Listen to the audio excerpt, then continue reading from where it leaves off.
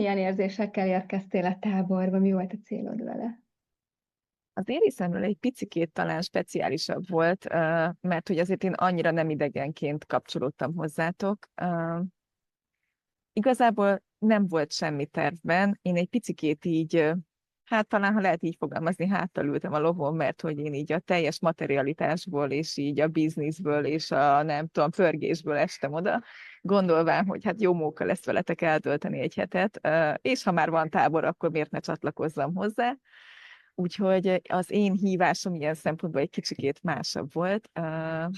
Azt tudtam, hogy voltak ilyen pejoratív félelmeim, hogy én láttam itt, hogy esetleg tűz körül pucéran nők fognak ugrálni, és valami nagyon vad spirituális élményekben kell majd részt vennem. Ettől erősen tartottam, ezt ki tudom mondani. És ehhez képest nagyon nagy meglepetés ért. Ruhában Igazából kellett lenni. beruhában kellett ugrálni a tűz körül. Néptáborai nem ilyenek. Nem, igazából Nem tudom. az ellenállásom az ilyen szépen lassan, így apránként tűnt el. Nem is tudom, hogy hol és mikor.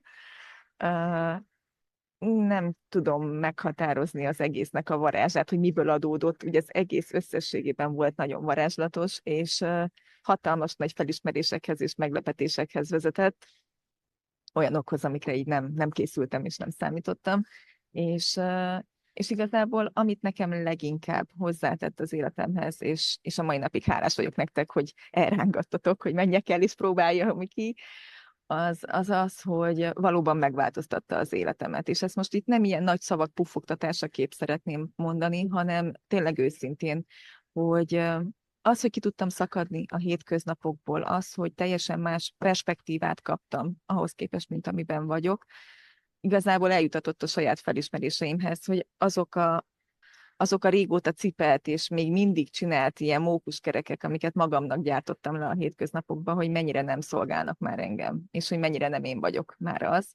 Úgyhogy igazából egy teljes ilyen hátraarcot hozott nekem Sri Lanka, úgyhogy teljesen új világ nyílt a számomra, a karrieremben is egészen más fordulatot vettek a dolgok, úgyhogy igazából nekem egy ilyen csodálatos felismerés volt. Igen, nagyon szépen kereken összefoglaltad így a lényegét, amin keresztül mentél, és van esetleg, mondtad, hogy nehezen tudod megfogalmazni, hogy melyik program, de talán az elengedés workshopot említetted már, hogy az volt egy nagyon jelentős élmény is a záró ceremónia? Három volt igazából, az egyik az ugye az elengedés workshop, ott jöttek meg a felismerések, ami tök érdekes, mert ugye elengedésről van szó, nem pedig az új befogadásáról, de hát ugye az elengedés az, ami teret enged az új befogadásának, úgyhogy valójában ott így mentálisan ott indult el valami. Számomra nagyon sokat adott az áldás ceremónia a templomban. Az egy nagyon különleges élmény volt, és mivel én nem vagyok annyira spirituális beállítottságú, egészen meglepett, hogy milyen erős energiái voltak annak az eseménynek. Csodálatos volt. A mai napig libabőrös vagyok, ha bárkinek mesélem, és a mai napig így könyv szökik a szemembe, amikor mesélek róla. Az egy nagyon meghatározó része volt számomra a sri lankai útnak. Nem is tudom, még a záró ceremónia volt ugyanilyen, hogy ott is ugyanez volt, hogy amennyire nem vagyok spirituális, annyira spirituálisan érintett meg. Úgyhogy igen, ezek voltak a számomra leginkább meghatározóak. Meg hát az állatok. Mindenhol állatok voltak. Úgyhogy igen. Igen, igen. És te mit tanácsolnál a jövőbeni érdeklődőknek, hogy miért érdemes részt venni ezen a táboron? Azért, mert felrázza őket. Tehát, hogyha bármilyen változásra vágynak, és nem tudják magukról, hogy ők változásra vágynak, akkor is higgyék el, hogy meg fog érkezni az a felismerés, amiben abszolút nem is gondolták volna, hogy dolguk van. Tehát, hogy ez sokkal inkább lesz meglepetés. Ez az egész, ez olyan, hogy tényleg egy ilyen dobozban van mindenféle cukorka, és akkor így nem tudod, hogy mit fogsz belőle húzni, de tényleg ilyen, hogy minden érzékszervedre hat, és mégis kihúzol a dobozból egy olyat, ami tényleg neked szól. Úgyhogy mindenképpen azt gondolom, hogy egy nagyon komoly önismeretre tud az ember ott szert tenni.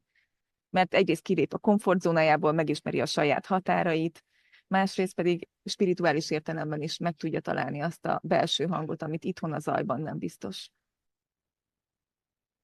Igazából talán Igen. ennyi.